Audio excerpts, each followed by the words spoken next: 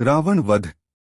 रावण की मृत्यु का समाचार सुनकर मंदोदरी सहित उसकी सभी रानियां शोकाकुल होकर अंतःपुर से निकल पड़ीं। वे चीख चीख कर विलाप करने लगीं। हाँ आर्यपुत्र, हाँ नाथ, पुकारते हुए वे कटी हुई लताओं की भांति रावण के मृत शरीर पर गिरकर हाहाकार करने लगीं। हाय! असुर, देवता और नाग जिसके भय से कांपा करते थे, आज उन्हीं की एक मनुष्य ने यह दशा कर दी। आपके प्रिय भाई विभीषण ने आपके हित की बात कही थी, उसे ही आपने निकाल बाहर किया। राक्षस शिरोमणि, ऐसी बात नहीं है कि आपके स्वेच्छाचार से हमारा विनाश हुआ है, दैव ही सब कुछ कराता है।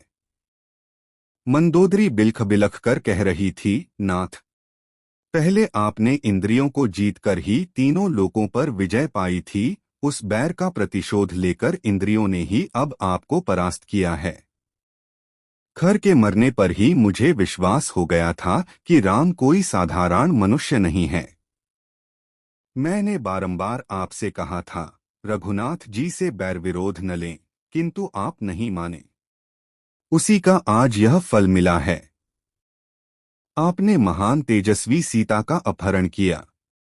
वे संसार की महानतम पतिव्रता नारी हैं। उनका अपहरण करते समय ही आप जलकर भस्म नहीं हो गए, यही महान आश्चर्य है। आज वही सीता आपकी मृत्यु का कारण बन गई। हाय स्वामी, आपकी मृत्यु कैसे हो गई? आप तो मृत्यु की भी मृत्यु थे, फिर स्वयं ही मृत्यु के अधीन कैसे हो गए?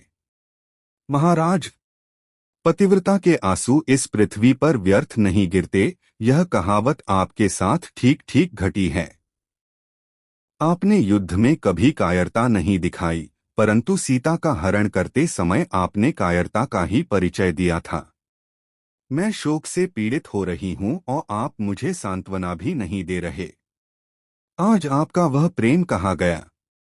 इन शोकविह्वल रानियों को देखकर श्रीराम ने विभीषण से कहा, हे विभीषण, इन्हें धैर्य बंधाओ और अपने भाई का अंतिम संस्कार करो। श्रीराम की आज्ञा पाकर विभीषण ने माल्यवान के साथ मिलकर दाह संस्कार की तैयारी की। शव को भली भांति सजाकर शव यात्रा निकाली गई, जिसमें नगर के समस्त लंका निवासियों और अंतःपुर की सभी रानियों ने भाग लिया। वेदोक्त विधि से उसका अंतिम संस्कार किया गया।